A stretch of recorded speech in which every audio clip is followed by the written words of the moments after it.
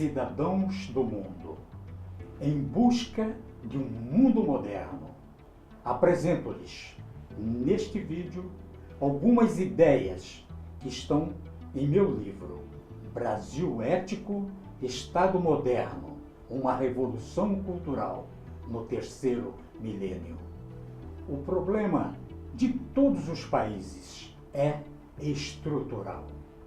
É sabido que todos os países têm as suas dificuldades, os seus problemas, cuja origem é estrutural.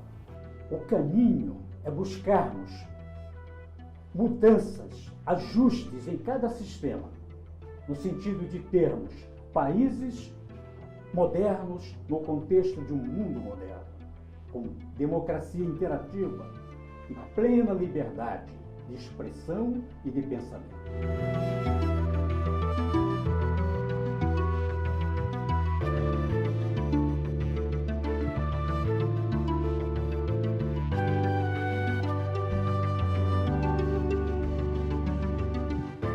Estamos na era cibernética e o mundo político age como se estivesse na era da carroça puxada por animais.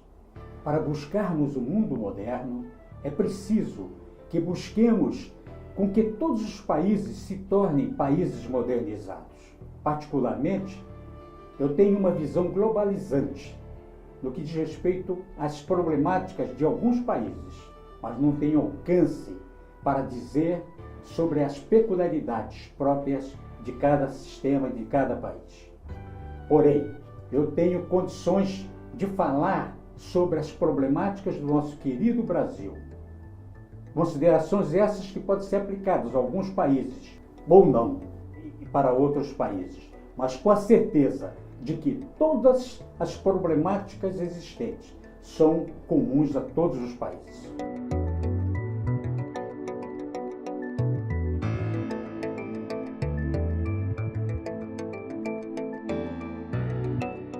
As problemáticas do Brasil e dos demais países são eminentemente estruturais e decorrem de brechas no sistema organizacional que permitem o surgimento de mazelas com repercussão negativa no contexto jurídico, político e social. Montesquieu foi muito feliz quando fez a separação dos poderes do Estado, numa época em que o povo tinha condições de exercer o controle direto sobre os poderes do Estado. Hoje, isso não seria mais possível. Modernamente, inexiste qualquer possibilidade de o povo exercer o controle direto dos poderes constituídos. E é absolutamente impraticável o controle que deveria ser feito pelo sistema político de representatividade parlamentar. Todos nós sabemos que, na prática, tal controle de um poder pelo outro é absolutamente ineficaz. Eis que todos os poderes, e cada um por si, a pretexto de serem independentes entre si, se fecham e não permitem, na prática, que um poder seja efetivamente controlado e fiscalizado pelo outro. O problema é que o poder que o povo delegou aos poderes constituídos não é controlado pelo povo. E é aí que mora o grande perigo.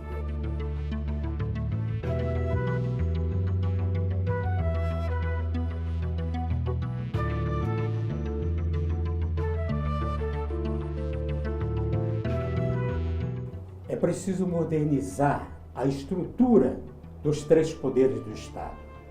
Eu imagino o Estado organizado como se fosse uma mega empresa. As empresas só evoluíram e se modernizaram com o advento de uma estrutura composta de um conselho de administração e sua diretoria executiva. Os investidores, eles fazem parte do conselho de administração e têm um controle majoritário da empresa. O Estado, para ser organizado fortemente, precisa ter o seu conselho de administração, que é o poder soberano representativo do povo, de onde emana o poder. A mega empresa Brasil não cresce e não se desenvolve porque as diretorias executivas, as anteriores e as atuais, mantêm um sistema organizacional e operacional arcaico para os tempos modernos.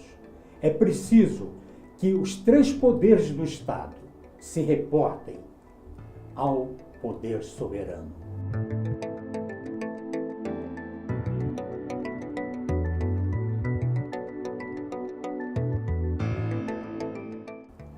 O poder soberano não precisa receber nenhum centavo do erário. Melhor, nenhum centavo do poder público para se manter. A Constituição Cidadã de 1988 foi concebida e formatada segundo princípios do regime parlamentarista. Em 1993, via plebiscito, o povo fulminou a ideia do regime parlamentarista. E o povo agiu certo. Afinal, com o quadro que nós temos de políticos dessa estrutura vigente, seria o caos. Afinal, os políticos, os nossos representantes, mudam de opinião e de interesses a todo instante. E isso provocaria quedas sucessivas de primeiro-ministro. De 1988 para cá, a Câmara Federal acumula uma sucessão de emendas à Constituição. Um horror. Sabendo-se que há países em que sua Constituição perdura há século. É preciso que tenhamos duas Constituições. A soberana, feita pelo povo via sociedade organizada, sem a participação de políticos e de governantes, para durar séculos. E também a Constituição regulamentar, feita pelo Poder Legislativo, sujeita a atualizações em face da conjuntura nacional e sempre em consonância com a Constituição soberana. Os erros constitucionais do Brasil decorrem do fato de que a nação brasileira ainda estava em processo de formação quando se organizou um Estado forte, deixando a nação em plano secundário. E é por isso que as mazelas que surgiram com o advento da República persistem até hoje e cada vez mais crescentes. É preciso fazer ajustes urgentemente. É preciso, igualmente, mudar a forma de se fazer política no Brasil, urgentemente. No poder legislativo, é preciso fazer mudanças e reformas profundas. Temos uma estrutura legislativa caríssima, uma das mais caras do mundo, e ineficaz. A ineficácia do poder legislativo permite que os demais poderes extrapolem no exercício de suas funções constitucionais. E eu pergunto, tem jeito? Tem, sim, é claro. O que é importante mudar no poder legislativo? O povo quer um poder legislativo que produza leis com celeridade. Leis essas que precisam atender aos interesses nacionais e aos reclamos da sociedade, acima de tudo. Um poder legislativo com uma conta de despesas compatível com a realidade nacional. Nesse contexto, é preciso mexer forte na estrutura organizacional do poder legislativo. Que reformas seriam essas? Transformar a Câmara Federal e o Senado num único parlamento congressual. Adotar a democracia interativa. Extinguir o carreirismo político e mudar a forma de representatividade. Mudar o sistema partidário. Mudar o sistema eleitoral.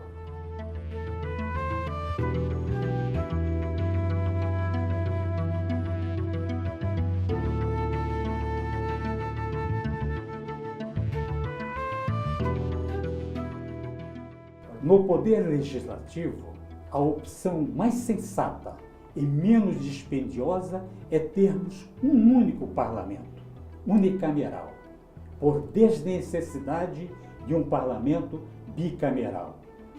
Se persistir a ideia de se ter dois parlamentos, é melhor que eu seja num único parlamento, em que, após a votação da representatividade popular, haja uma segunda votação da representatividade dos estados.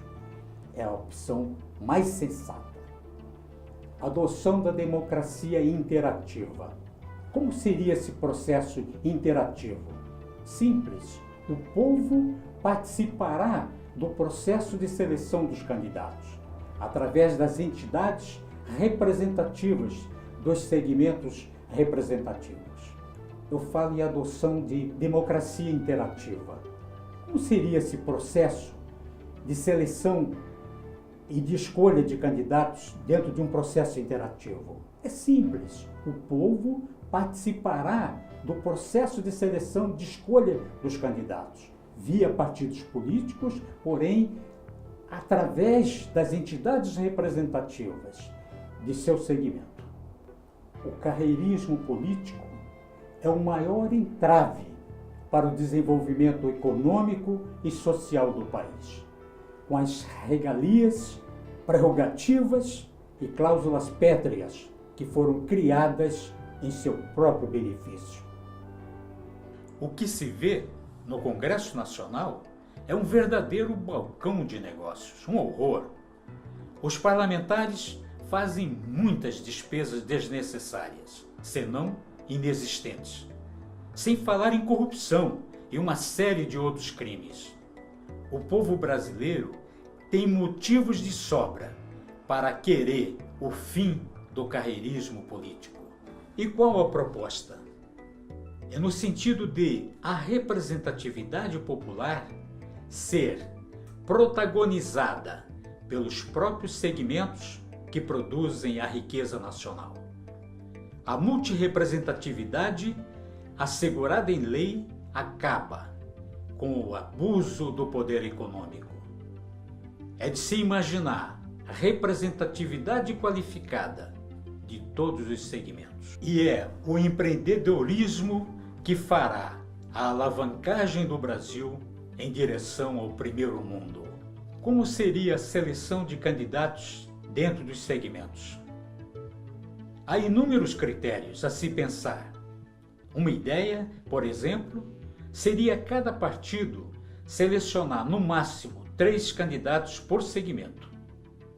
No âmbito das entidades a que os candidatos pertencem, faz-se a votação para definir o candidato oficial de cada segmento, para cada partido.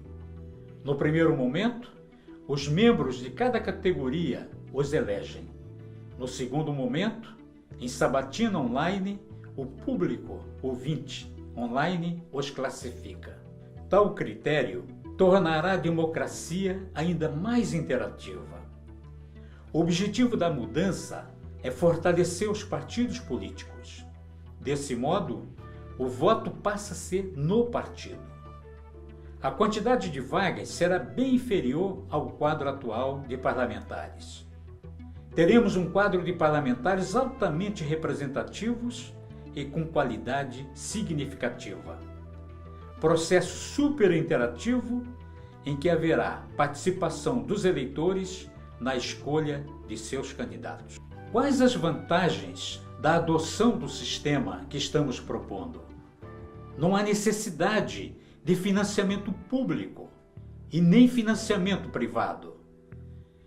Todos os segmentos terão representatividade no parlamento. E tal processo acaba com os abusos do poder econômico. O eleitorado terá como cobrar dos partidos. Acaba-se com a prática de caixa 2, responsável pelas grandes mazelas. Acaba-se com os casuísmos que existem nesse sistema perverso. E mais, tal sistema fortalece os partidos políticos sem precisar fortalecer os seus caciques. Acaba-se com os feudos políticos, o coronelismo. Diminuição substancial do número de parlamentares. Parlamentares e equipes poderão ser custeados pelos próprios segmentos representados. Portanto, sem ônus para o erário, o poder soberano criará leis e normas soberanas. Tal sistema enriquece a democracia interativa, fazendo do Brasil um exemplo a ser seguido até por países do primeiro mundo.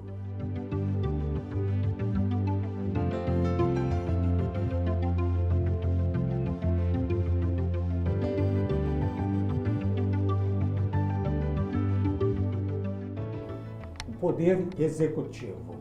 O sistema atual, nem pensar em parlamentarismo, conforme já dissemos.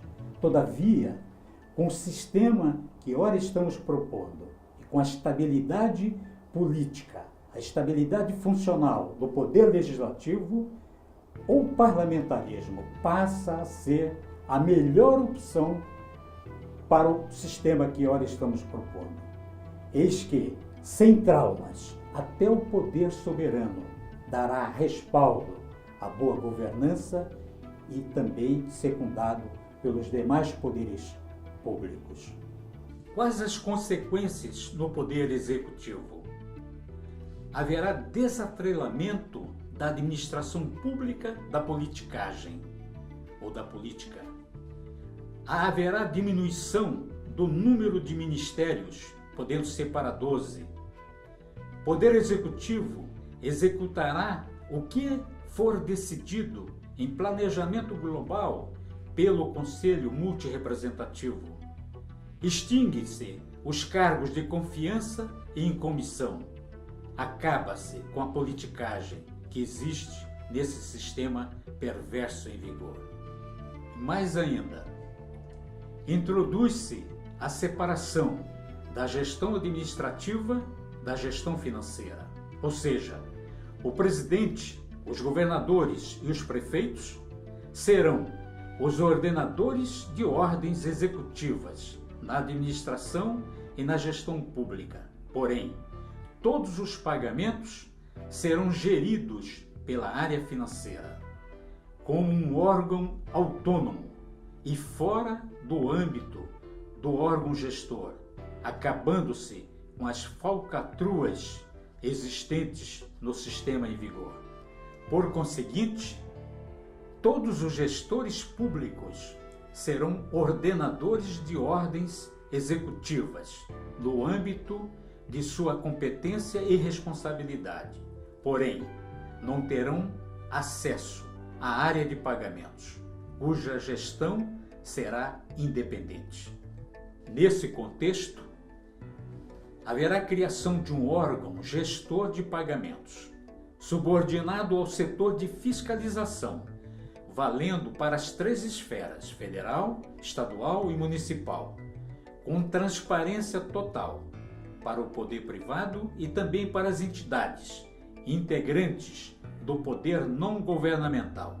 Desse modo, tal sistema parlamentarista possibilitará que todos os nossos primeiros ministros sejam, de fato e de direito, grandes estadistas.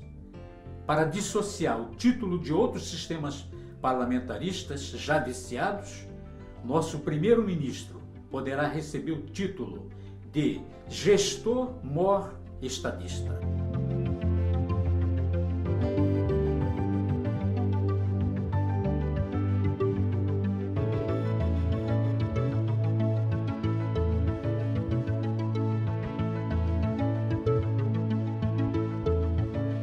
No Poder Judiciário, é preciso transformar o Supremo Tribunal Federal em Corte Constitucional do Brasil para julgar temas constitucionais e, a partir desse ajuste, outros se seguirão. Quais os ajustes que alcançam o Poder Judiciário? Volto a dizer, é preciso transformar o Supremo Tribunal Federal em Corte Constitucional do Brasil, com finalidade específica e tão somente de julgar processos que versem sobre as nossas constituições, a soberana e a regulamentar.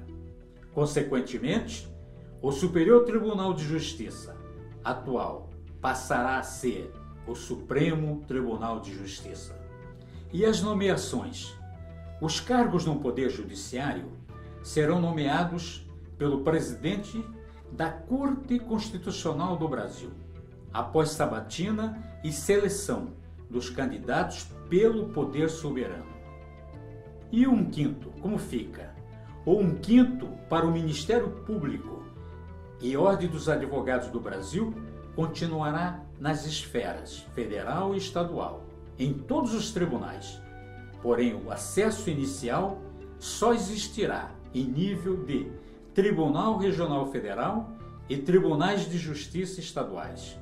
Para os demais tribunais superiores, o 1/5 será por critério de mérito, dentro do próprio Poder Judiciário. Mais ajustes no Poder Judiciário. Uma questão também importante: o Poder Judiciário precisa de um tratamento de choque, pois não atende em tempo hábil aos reclamos da sociedade, em face de sua lentidão e morosidade nas decisões. Também por ser um sistema caro para o erário, o povo é quem paga. É vital e não se justifica sua intervenção a custo zero para julgar perlengas sobre direitos disponíveis, portanto negociáveis, onde as decisões só interessam as partes interessadas. Não tem porquê o povo pagar por desavenças particulares. Em face do exposto, deve-se reconhecer o poder conciliador, poder privado, sem ônus para o erário, como competente para julgar perlengas sobre direitos disponíveis, do mesmo modo como o é em países do primeiro mundo. Portanto, os particulares, pessoas físicas e jurídicas, que quiserem recorrer ao Poder Judiciário, deverão arcar com as custas compatíveis, mediante emprego de julgadores do poder público. E para acabar, ou pelo menos atenuar, a dança de sentenças e acórdãos, cópias de todas as peças recursais, nesse caso, deverão ser encaminhadas ao Poder Soberano para fins de avaliação e acompanhamento de desempenho funcional. Torna-se necessário ajuste urgente na competente legislação, com vistas a tornar a tramitação processual mais célere e a lavratura de sentença ou de acórdão em tempo razoável. E mais, criar todas as possibilidades e facilidades a todos os jurisdicionados no acesso à justiça.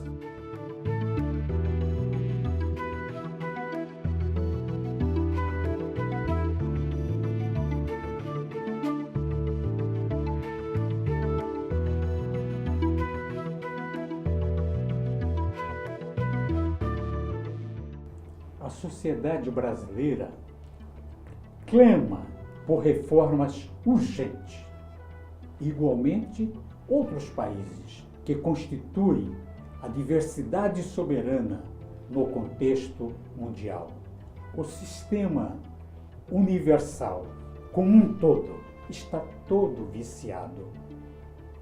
Não adianta mudar personagens aqui e ali no poder. Não adianta alternar partidos políticos no poder. Um sistema viciado permanecerá sempre viciado. É preciso mudar.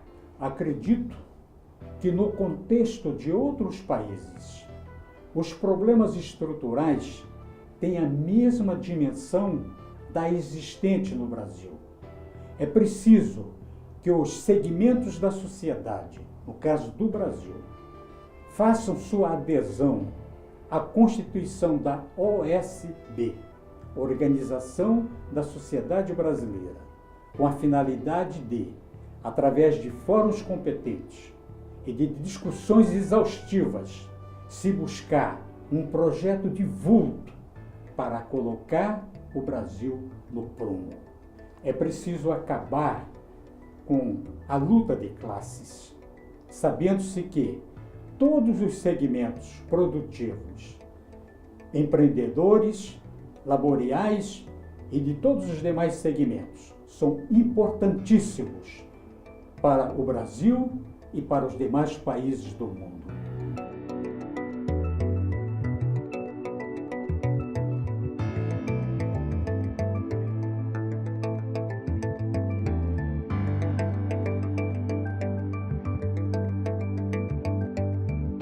A perfeição de Deus é tão marcante que ele criou uma diversidade de planetas, de continentes, de oceanos, de mares, de rios, de criaturas, de raça, de etnia, de idiomas, de segmentos econômicos, de profissões, tudo numa dimensão.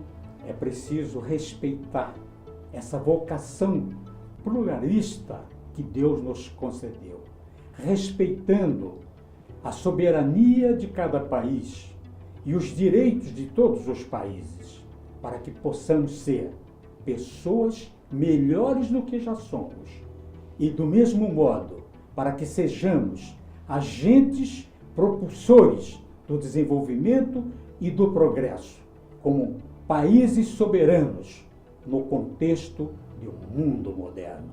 Se todos os países tomarem alguma iniciativa nesse sentido, certamente que todos os países serão modernos, espalhados por todos os continentes. Que o nosso bondoso Deus ilumine o povo brasileiro e os demais povos do mundo nessa caminhada em busca de um mundo moderno.